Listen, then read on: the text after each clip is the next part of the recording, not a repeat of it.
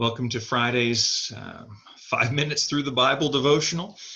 Genesis chapter 16 is where we find ourselves this morning. And Abram, so far, he's had some great moments of faith where he's displayed his allegiance, his dependence on God, his trust in God's promises.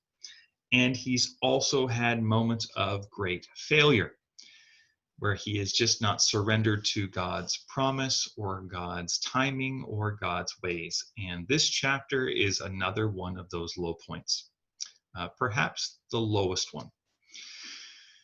Abram's wife, Sarai, suggests to Abram, look, God's given you this promise of an heir. We're old. I'm old. You're old. Let's do something cultural. Let's figure this out. Culturally in that day, it would have been legal. It would have been viewed culturally appropriate, and maybe appropriate is not quite the right word, allowed, for a slave owner, male, to use a female slave, whether for sex and or for the purpose of more children.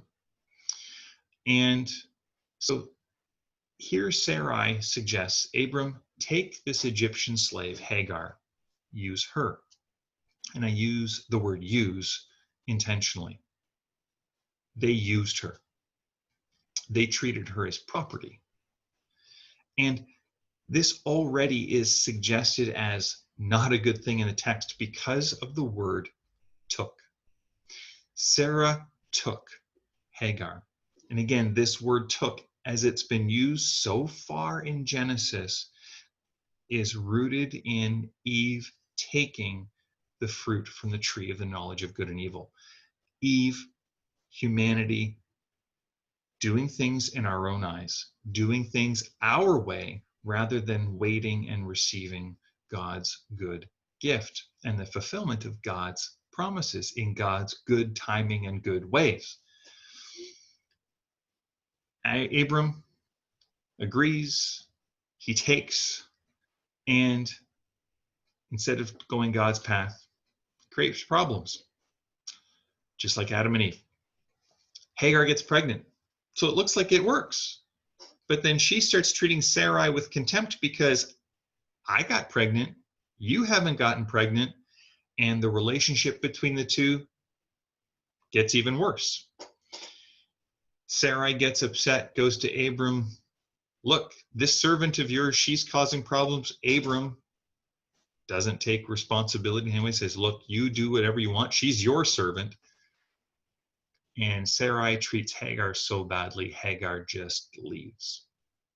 Pregnant, no way to care for herself, no household to be a part of, no protection. And an angel from God meets her and tells her, Hagar, return. Take a different attitude. God has a promise for you. He promises your child there will be many descendants. The child's going to be called Ishmael. You name it Ishmael, Hagar, because God has heard you. And it's going to be a handful. And he's going to be at war with everyone.